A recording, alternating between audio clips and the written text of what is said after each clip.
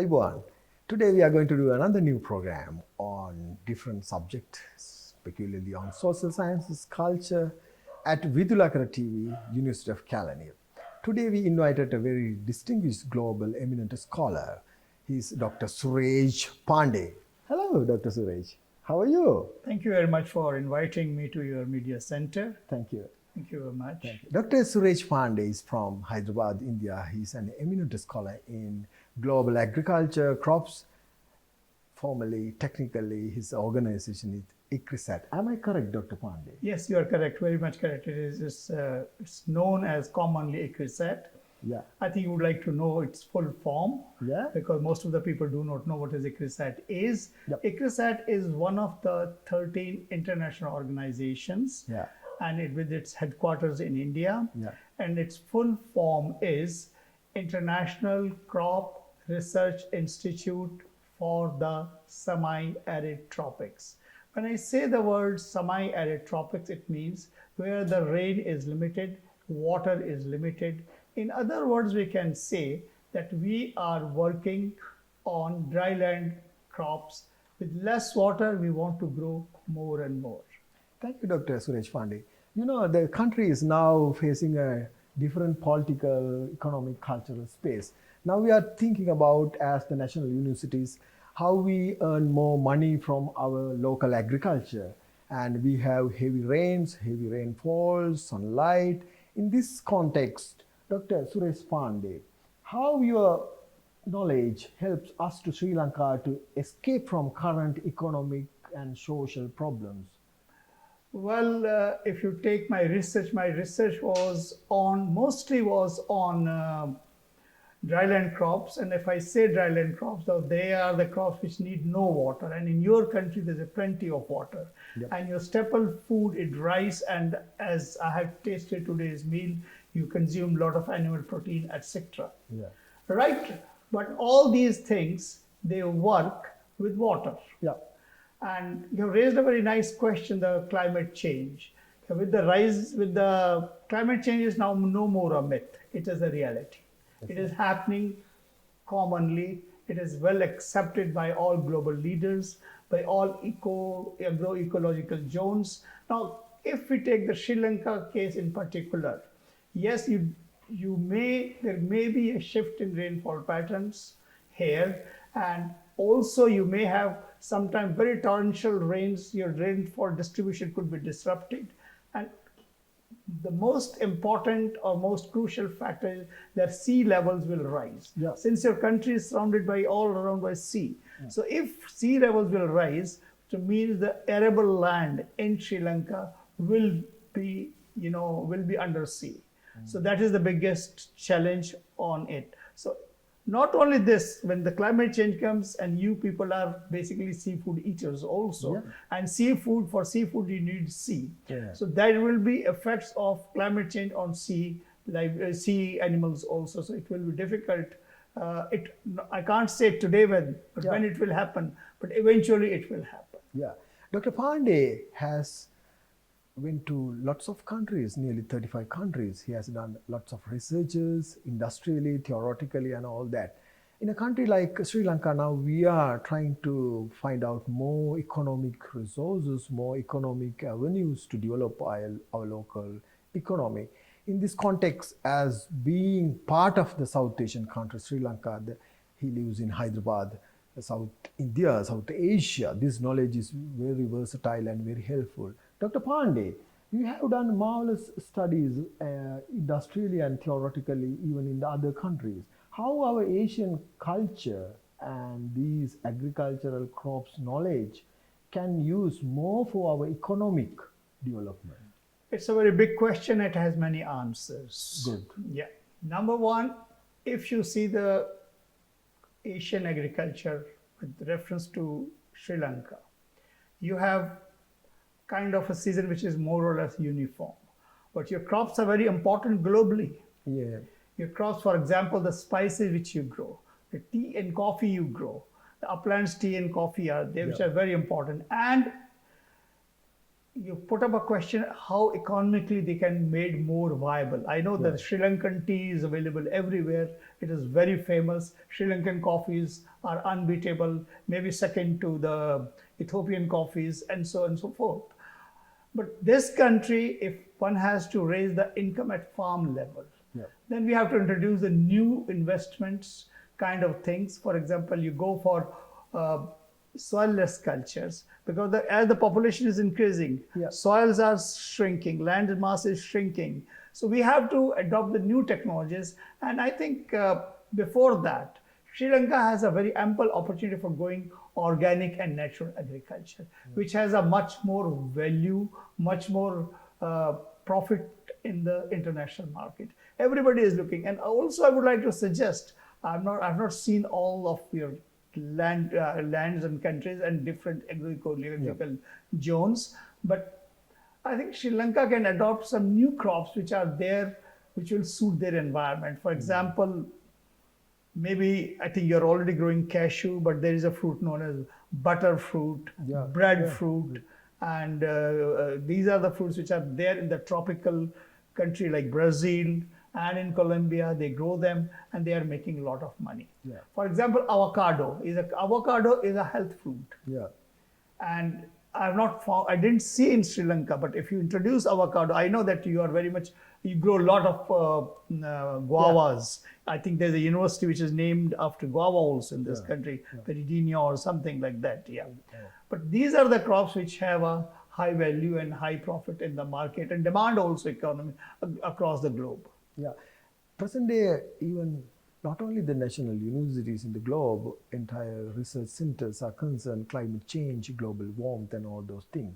Dr. Pande, how, if country is trying to do more agricultural economic avenues, how these affect or interplay with this global climate issues and all that? Okay, if globally we see that the climate change, yes, first of all, here we have to understand what is climate change, how it is happening. Climate change has not started today. It has started millions of years ago. It was happening and it is happening. But however, after the Industrial Revolution, if you divide climate change into two, what are the causes of climate change into two? One is a natural and another is a human.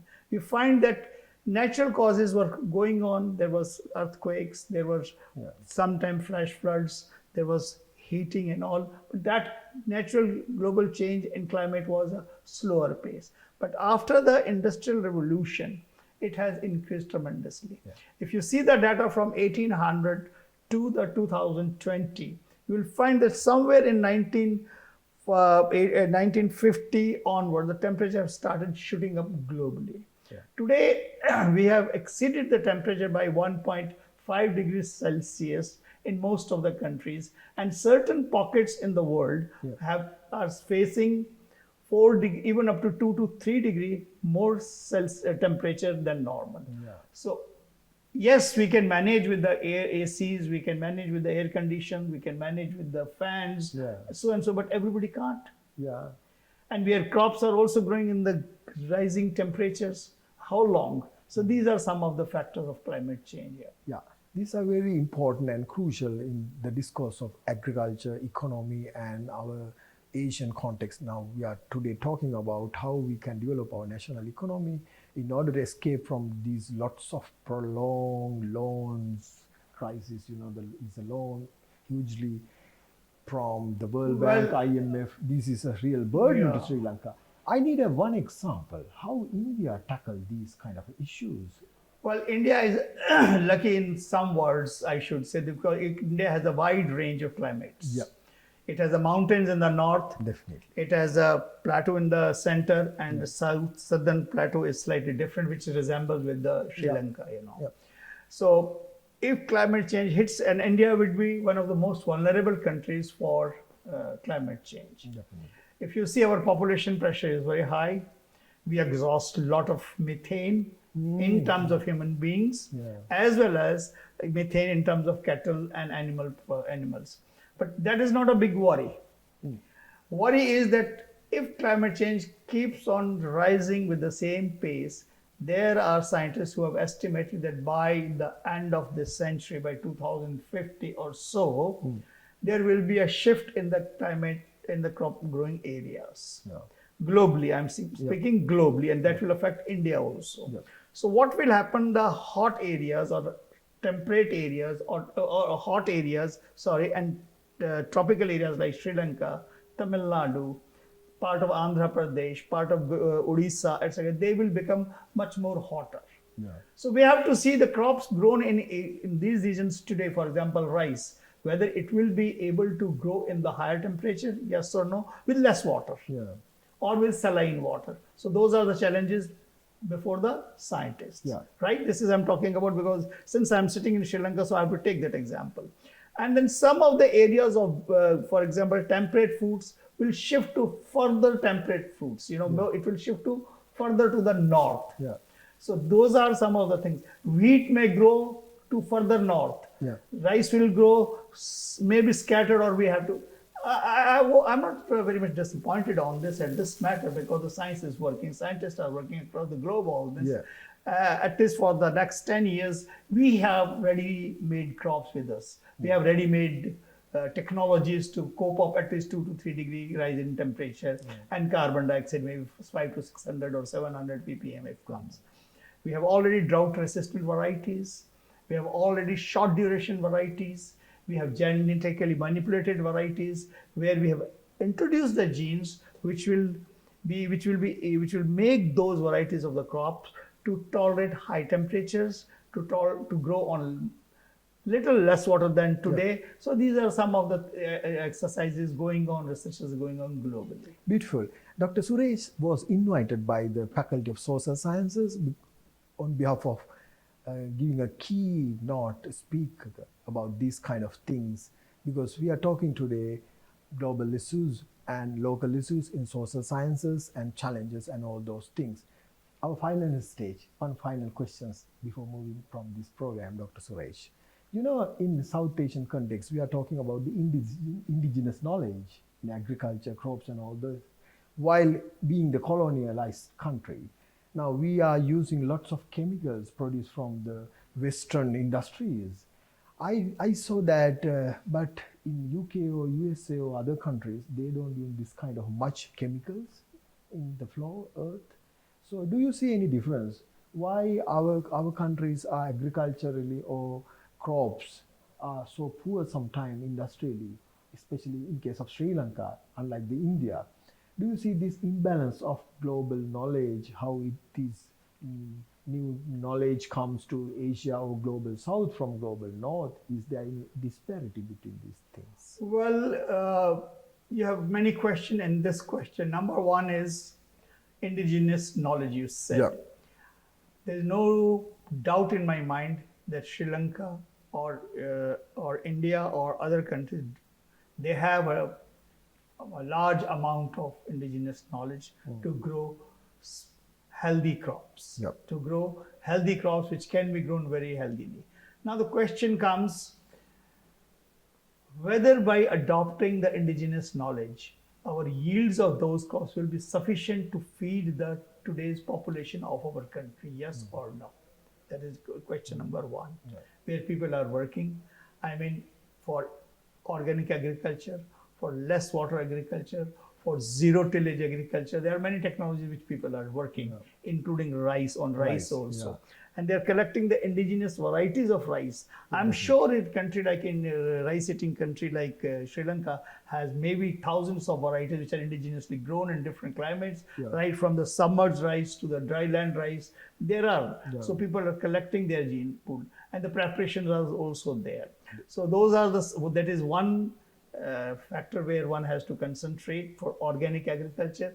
Secondly, yes, the technology which we have adopted today, that's not our technology. It's a technology which came from I shouldn't say, but came from the West. But why we came? Because we wanted to have quickly more food, and because we were more people, so we want more food. See the example of India after Green Revolution, our crops went on, many folds, increase in rice, increase in sugar cane, or it increased in wheat. We have done many fold. And once upon a time, India was a begging bowl, and today India can give rice and wheat to several countries. Same is the case here in Sri Lanka also, where you have adopted the modern technology. In the end, I would like to say, we have to make a balance between the modern technology of agriculture and the indigenous knowledge. We have to make a balance. Yeah. Yeah, and that you see the classical example in the farmer's field. You will find the farmer grows a portion with the indigenous technology and some with the advanced technology. Advanced technology may or may not be for his own consumption, but it is for marketing. It's for market, and that one is for export or for his or her own consumption. So they are the things. Thank you. Finally, he raised a very important point. We can't neither reject nor accept fully. We have to very carefully, mindfully look at where we live as a society in which we want to make a very better life in today. Thank you very much, Dr. Thank you very Suresh much. Pande. Thank you You're very welcome. much, Manoj. It's a nice meeting. interview, nice talking. Nice Thank you very meeting. much. Thank I'm you. pleased.